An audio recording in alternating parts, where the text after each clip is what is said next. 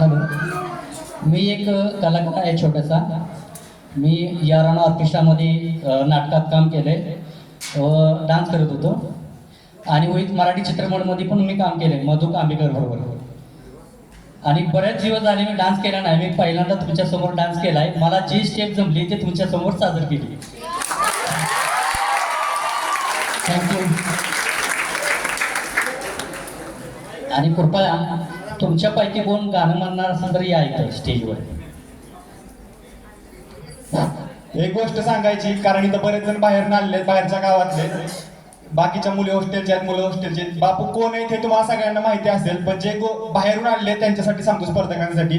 तर हे जे आता सुरेश जाधव आपले बापू आहेत, यांना आम्ही प्रेमाने बापू म्हणतो. हे जे आपल्या मुलांचं वसतिगृह आहे, या वसतिगृहात ते स्वीपरचं काम करतायत. या SGM कॉलेजचे ते कर्मचारी आणि त्यांच्यातला एक कलाकार आहे. म्हणजे कलेला कुठलंही वय नसतं हे त्यांनी आज इथं दाखवून दिलेलं आहे. पावलं ते दाखवून देत असतात. म्हणजे आमच्या हॉस्टेलचे बरेचसे कार्यक्रम होतात. कोजागिरी पौर्णिमेला डान्स असतो वगैरे. आता मकर संक्रांतीला पण आम्ही कार्यक्रम केले, स्टँडअप कॉमेडीचे वगैरे. त्यानंतर हॉस्टेल डे आमचा 31 तारखेला असतो. त्या हॉस्टेल डेच्या कार्यक्रमात सुद्धा बापूंनी गाणं म्हणलेलं आहे आणि डान्स सुद्धा केलेला होता. पण असा मॉब मुलं आणि मुली असं मिळत नाही शक्यतो, आणि मिळालेली संधी खरं तर सोडायची नसते. आणि त्या संधीचं सोनं आज बापूंनी केलंय. परत एकदा हॉस्टेलकडनं आणि आमच्या सगळ्यांकडनं बापू धन्यवाद तुम्हाला. तुमच्यातली कला आणि तुमच्यातले असं वैभव कलेचं. मगाशी एक विषय आला होता खरं तर वक्तृत्व स्पर्धेमध्ये, चला आनंद वाटूया का, आहे ना वक्तृत्व विषय. तर हा आनंद वाटायचा कधी असतो, पुन्हा पुढे असतो आणि कसा असतो, त्याला कुठलंही वय नसतं. याचं जातीवंत, ज्वलंत आणि जिवंत उदाहरण बापूंच्या रूपानं तुमच्या पुढे उभं आहे. खरं तर जोरदार पहिल्या टाळ्या झाल्या पाहिजे बापूंसाठी. थँक्यू. या ठिकाणी आमच्या बॉयज हॉस्टेलचे रेक्टर जाधव सर व वैभव सर आणि आमचे हॉस्टेलचे जेवढे विद्यार्थी मुलं आहेत हे अतिशय प्रेम करतात. आणि त्याच्यामुळे मला पण हॉस्टेलमध्ये हुरहुर येते जरा काम करायला वगैरे. सगळे मिळून म्हणून म्हणजे घरच्यागत असतात. त्याच्यामुळे मला खूप आनंद होतोय. असंच प्रेम राहू द्या. धन्यवाद.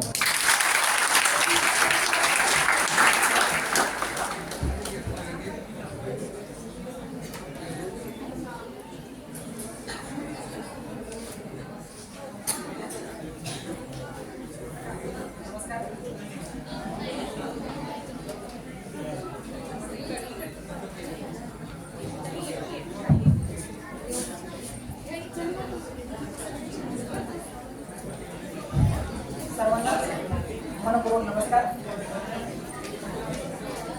लोकनेते रामचंद्र ठाकूर, कला विज्ञान वाणिज्य महाविद्यालय मोखाडा येथून या स्पर्धेसाठी आमची टीम आली होती. या स्पर्धेसाठी जवळपास 440 किलोमीटरचा अंतर काल पार करून आम्ही इथं आलो. इथं आल्यानंतर एक सांगण्यासारखी विशेष आणि मनापासून गोष्ट सांगायची वाटते. ती म्हणजे इथं आल्यानंतर भेटलेली माणसं ही खरंच माणसं म्हणण्याच्या इतक्या पात्रतेची सर्वच माणसं आहेत.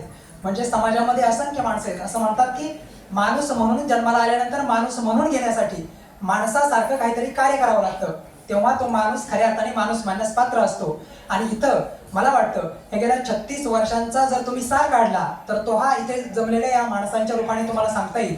ही चांगली माणसं जमा करण्याचं काम या स्पर्धेच्या माध्यमातून झालेलं तुम्हाला आम्हाला बघायला मिळतं. हे खरं तर या स्पर्धेचं सगळ्यात मोठं यश आहे असं माझं वैयक्तिक मत आहे. या स्पर्धेसाठी मगाशी बरेचसे विद्यार्थी स्पर्धांमध्ये बोलले. या स्पर्धेमधून उद्याच्या भविष्यकाळामध्ये आपल्याला नवनवीन वक्ते, नवीन विचारवंत, नवीन कवी निश्चितच या स्पर्धेच्या माध्यमातून आपल्याला भेटतील. ही आशा या स्पर्धेच्या पाठीमागची असते आणि ती निश्चितच पुढे होईल.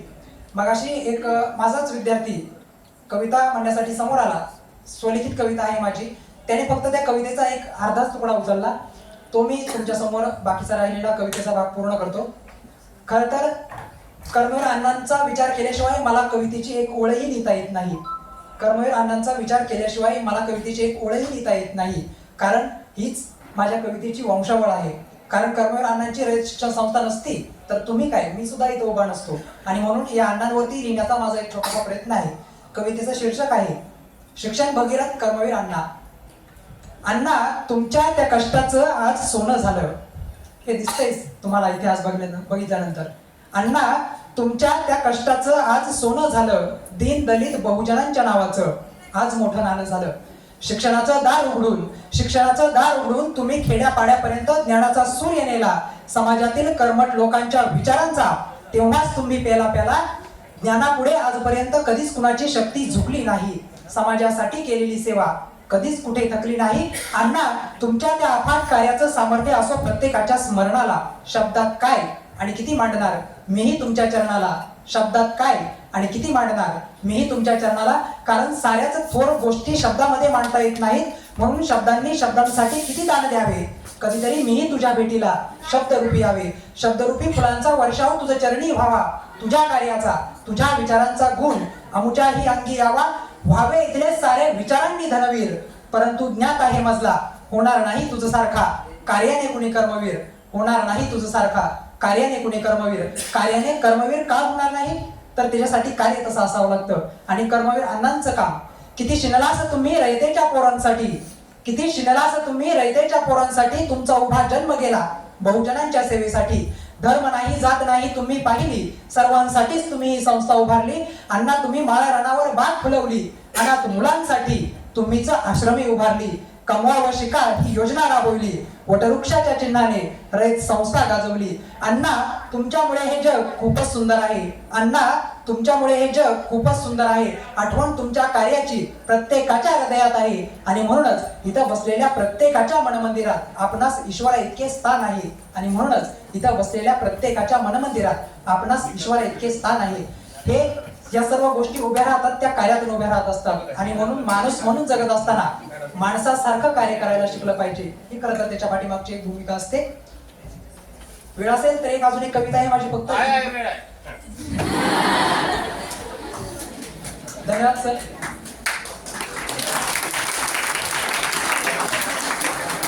भालचंद्र नेवाडे सर फार सुंदर म्हणतात. ते म्हणतात की चेहऱ्यावर दुःखाचा अंकुश कायम नसो, हालाहाल पचवल्याबद्दल माथ्यावरती चंद्र असो, आणि चांगली माणसं मोजण्यासाठी हाताला 1000 बोटं असोत. निश्चितच या स्पर्धांच्या माध्यमातून ही नवीन माणसांची मांदियाळी मोजण्याचं भाग्य तुमच्या माझ्या प्रत्येकाच्या वाट्याला आलेलं आहे, आणि ते इथून पुढेही असावं. एक कविता आहे, फक्त कविता तुमच्या समोर सादर करण्याच्या अगोदर एक त्या कवितेच्या पाठीमागची पार्श्वभूमी मी तुम्हाला सांगतो. की कविता, एखादा कवी असेल, मी कवी स्वतःला समजत नाही, मी माझ्या भावना फक्त वहीच्या पानावरती उतरवण्याचा प्रयत्न करतो.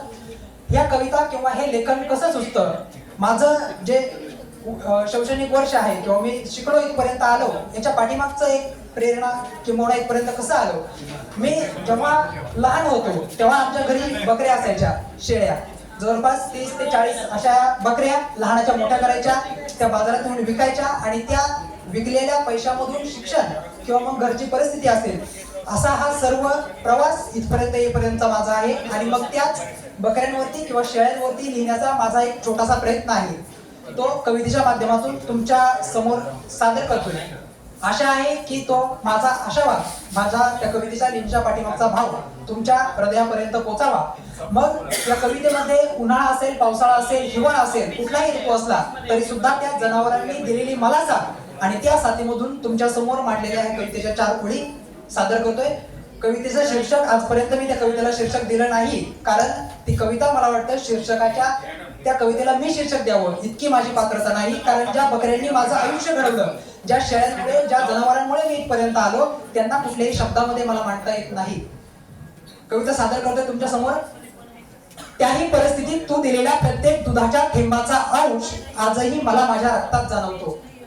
त्याही परिस्थितीत तू दिलेल्या प्रत्येक दुधाच्या थेंबाचा अंश आजही मला माझ्या रक्तात जाणवतो. माणसांनी माणसांसाठी अलीकडे साऱ्या गोष्टी करणं सोडलं, म्हणून मला तुझ्यामध्येच माणसांची माणुसकी जपणारा खरा माणूस जाणतो.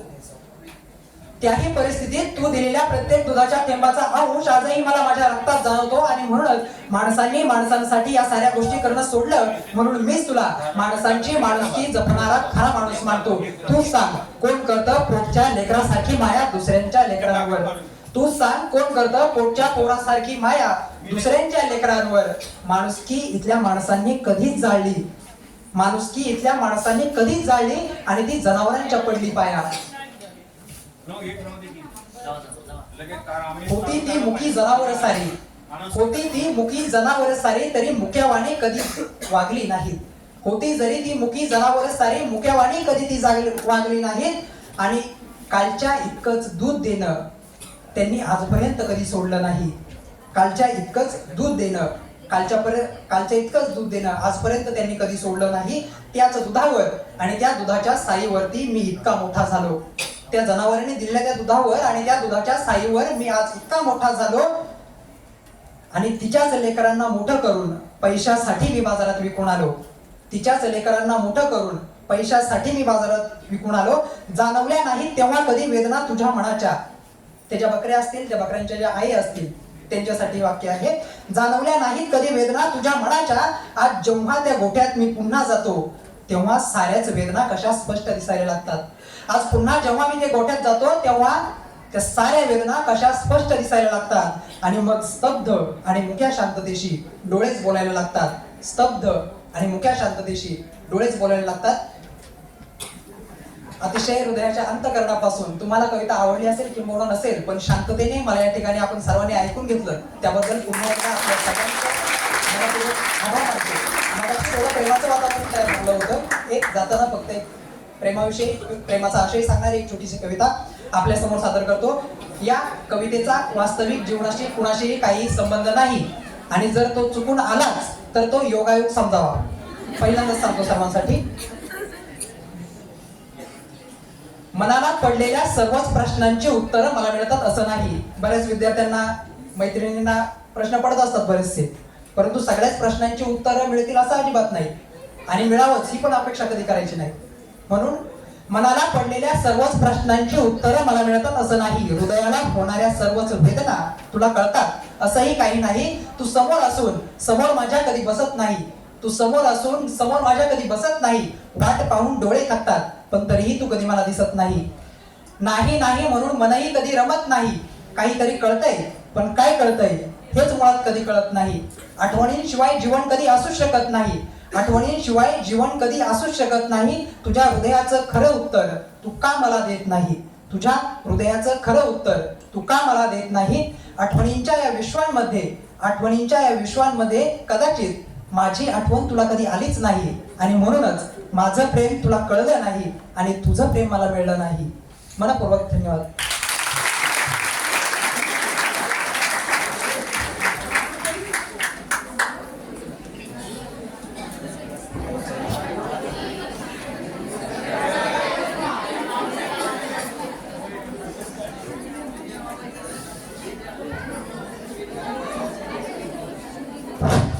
नमस्कार, मी वेदांत नागरगोजे या बॉयज हॉस्टेलचा विद्यार्थी. आता दादानी म्हणण्यापेक्षा सरांनी जसं प्रेमाची ती दोर सोडून गेलेत, तसंच मी 4 शायरांमधून थोडीशी कॉमेडी करू इच्छितो. कुठल्याही लव्ह स्टोरीच्या सुरुवातीला किंवा लव्ह स्टोरीच्या आधी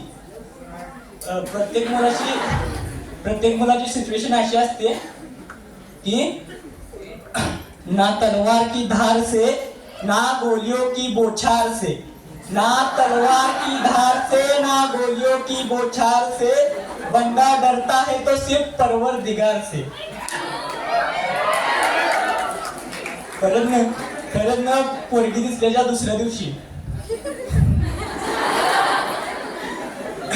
काटे नहीं कटते ये लम्हे इंतजार के, काटे नहीं कटते ये लम्हे इंतजार के, नजरें लगा के बैठे हैं रास्ते पे यार के, दिल ने कहा देखे जो जलवे हुस्ने यार के, शुक्रगुजार है हम परवरदिगार के.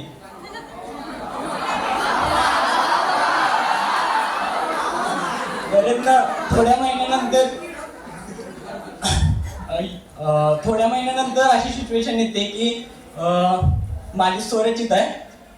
यूं तो लाखों है सितारे लेकिन चांद सा रसी कोई नहीं, यूं तो लाखों है सितारे लेकिन चांद सा रसी कोई नहीं, यूं तो लाखों है मोहतरमाए लेकिन आप सा हंसी कोई नहीं.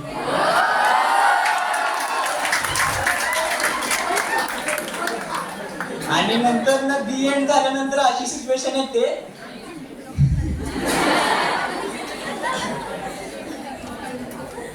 इस मतलबी दुनिया में वफा ढूंढ रहा था, इस मतलबी दुनिया में वफा ढूंढ रहा था, नादान था मैं जहर की शीशी में दवा ढूंढ रहा था। धन्यवाद।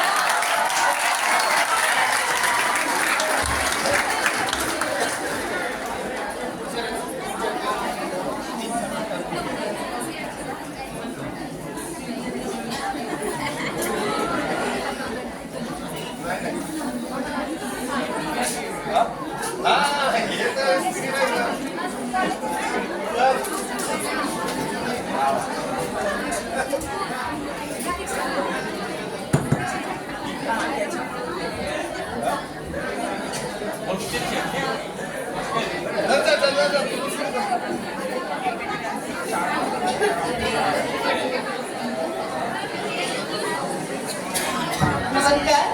खूप झालं कविता. आता थोडं एनर्जी टेकली. छत्रपती शिवाजी महाराजांवर मी एक कविता बोलणार आहे. सर्वांनाची कविता, सर्वांना ती कविता माहिती देखील आहे. सर्वांना ती कविता माहिती देखील आहे. इंद्रदेवी जंबपर बाळ अंबपर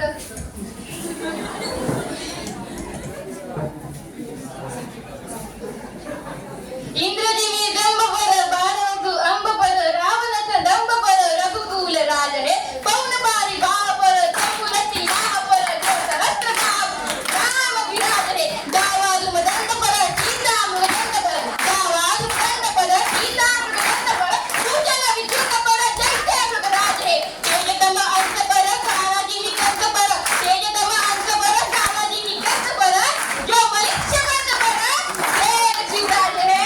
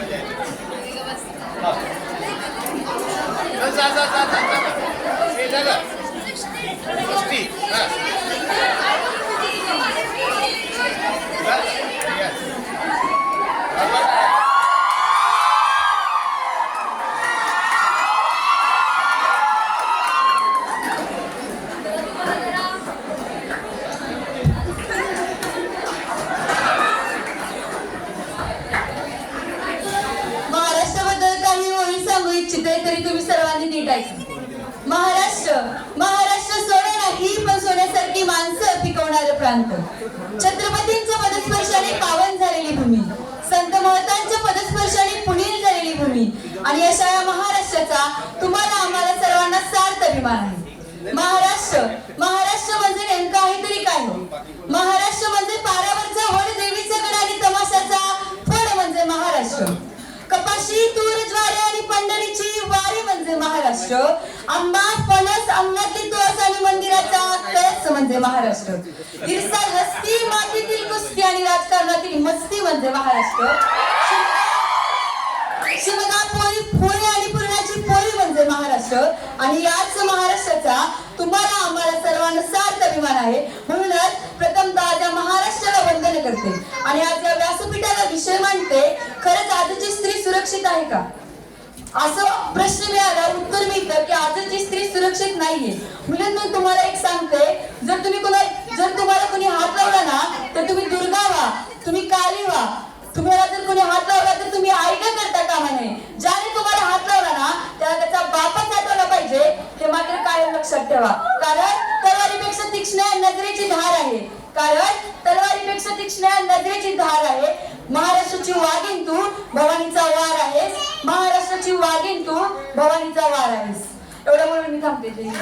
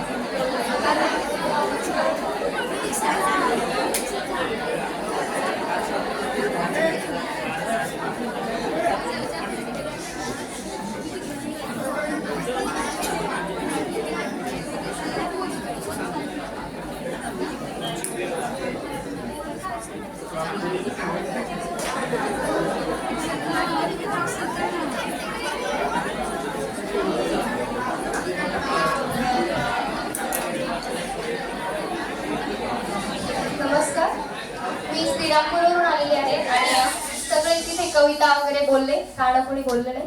मी विक्की डी परेख यांनी गायलेले एक सॉन्ग म्हणते, मुलींवरती आहे. ऐका.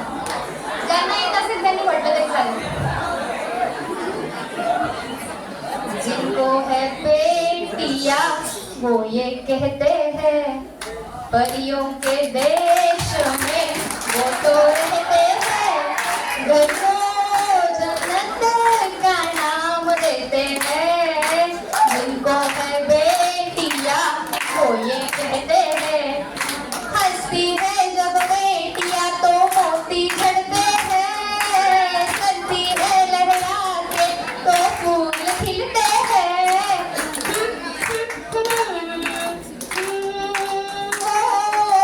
हंसती है जब बेटियां तो मोती झड़ते हैं, चलती है लहरा के तो फूल खिलते हैं. पल के उठाती तो उजाले होते हैं, परियों के देश में वो तो रहते हैं, घर को जन्नत का नाम देते हैं.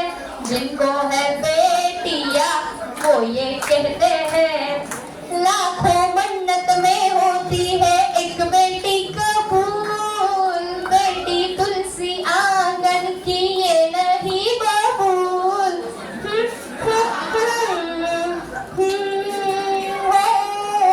लाखों मन्नत में होती है एक बेटी कबूल, बेटी तुलसी आंगन की ये नहीं बबूल. इनके कुमकुम कदम शुभ फल देते हैं, परियों के देश में वो तो रहते हैं, घर को जन्नत का नाम देते हैं. जिनको है बेटिया वो ये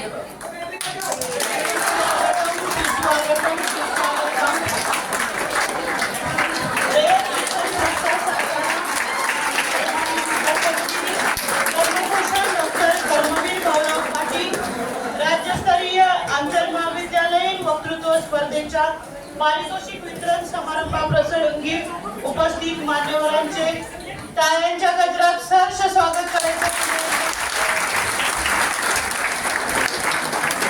सर्व मान्यवर व्यासपीठावर स्थानापन्न होत आहेत.